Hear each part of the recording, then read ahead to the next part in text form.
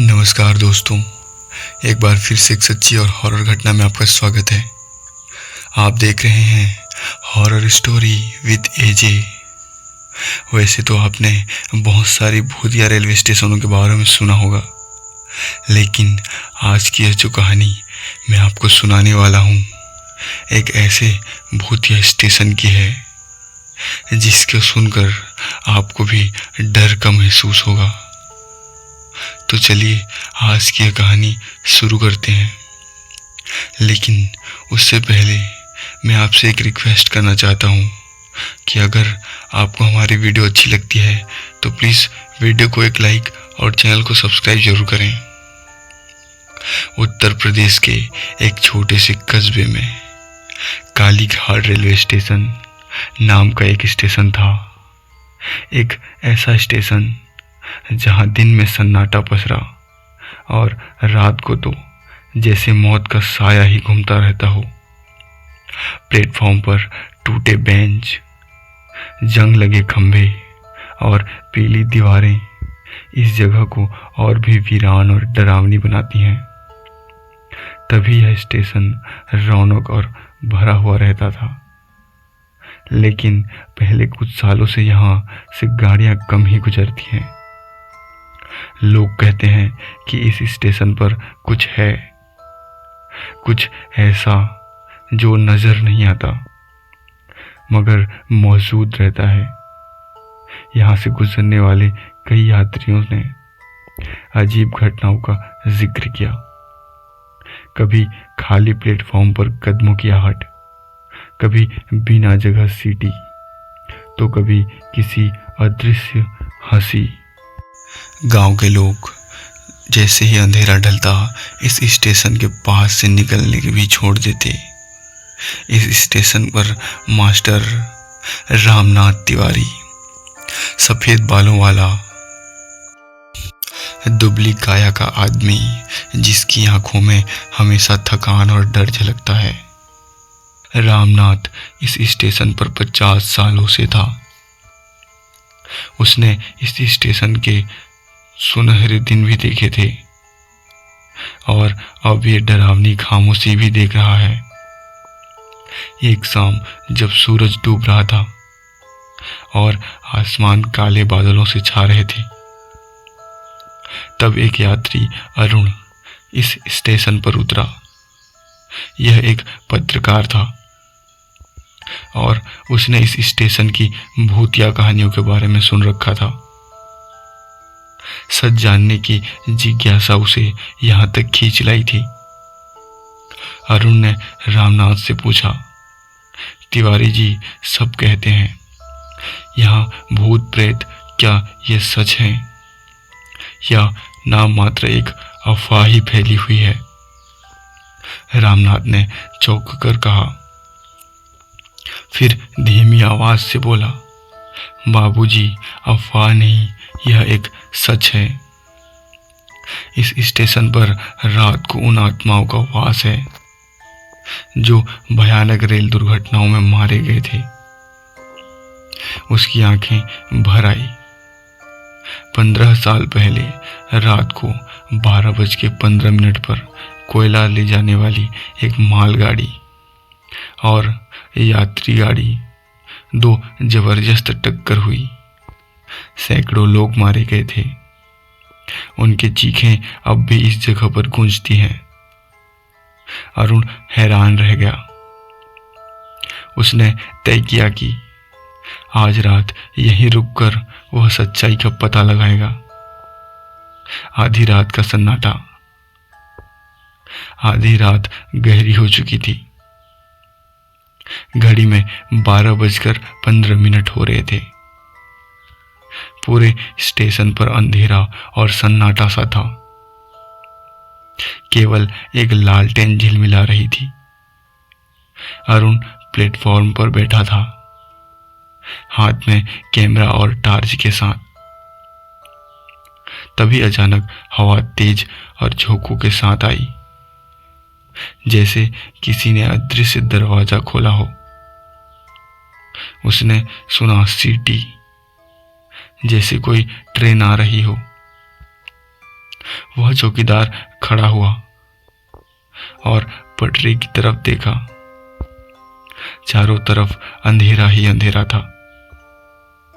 फिर भी रेल की आवाज, डिब्बों की खड़खड़ाहट और पहियों की चीखती हुई ध्वनि साफ सुनाई दे रही थी।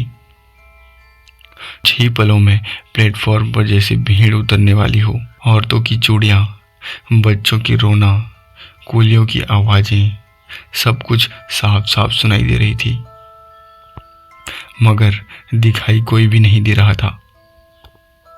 अरुण के माथे पर पसीना साफ दिखाई दे रहा था।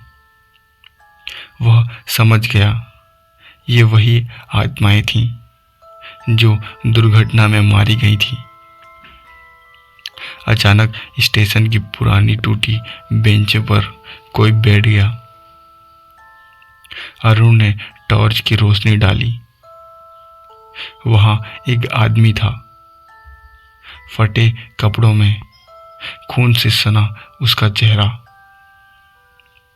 उसकी आंखें लाल थी और होंठ फटे हुए। उसने उससे कहा, हमारा सफर अधूरा रह गया, हमें मोक्ष नहीं मिला। तभी अरुण डर से पीछे हट गया। फिर उसने देखा कि प्लेटफॉर्म पर दर्जनों परछाइयां खड़ी हैं। कुछ औरतें जिनके गले कटे थे, तो कुछ बच्चे जिनके शरीर पर अध चले हुए थे। सभी की आंखों में गुस्सा और एक दर्द था। एक औरत चीखती हुई बोली, हम इंतजार करते हैं हर रात उस ट्रेन का जो हमें ले आएगी। अरुण कांप उठा। उसकी आंखें तेज हो गई और सांसें जोरों से चलने लगी। अब वातावरण और भयानक हो चुका था। टार्च अपने आप बंद हो गई। प्लेटफॉर्म पर काले साए लहराने लगे। अरुण ने महसूस किया कि कोई उसके पीछे खड़ा है। एक कंकाल वाला प्रेत उसके सामने ही आया। उसने अपने ठंडे हाथ करुण की गर्दन पर रख दिए। अरुण चीख उठा। उसे लगा कि उसकी सांस रुक गई है। वह भागा, मगर जैसे हर दिशा में दरवाजे खड़ी हों। सैकड़ों आत्माएं अब उसको रोकने के लिए खड़ी थीं। अब चीख रही थी, रो रही थी, कई सारी आत्माएं हंस रही थीं। अचानक प्लेटफॉर्म पर स्टेशन मास्टर रामनाथ आ गया। वह चिल्लाया, रुको, उसे छोड़ दो, ये निर्दोष है। सारे प्रेत ठिठक गए। अब रामनाथ जमीन पर गिर पड़ा। उसकी आंखों में आंसू बह रहे थे। मैं जिम्मेदार हूं। उसी रात, उसी दिन मैंने सिग्नल की गलती की थी। उसी जगह से टक्कर हुई थी। मुझे सजा दो, इसे छोड़ दो।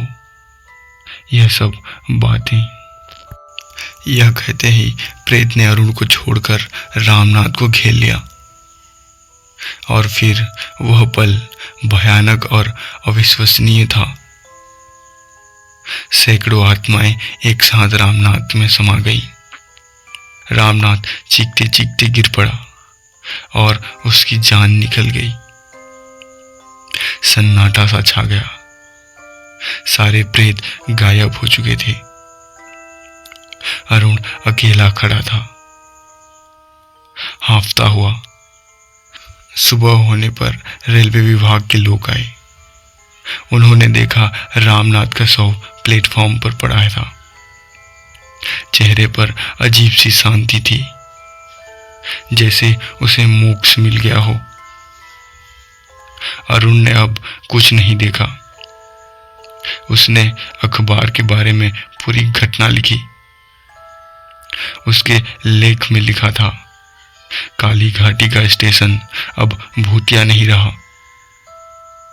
स्टेशन मास्टर रामनाथ ने अपनी गलती स्वीकार कर ली। अब सारी आत्माएं शांत हैं। अब यहाँ कोई परेशानी नहीं दिखती, कोई सीटी नहीं बजती। आज भी वो स्टेशन मौजूद है।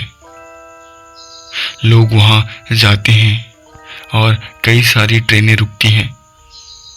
लेकिन पुराने लोग कहते हैं, कभी कभी आधी रात को हवा के साथ अब भी एक हल्की सी सीटी सुनाई देती।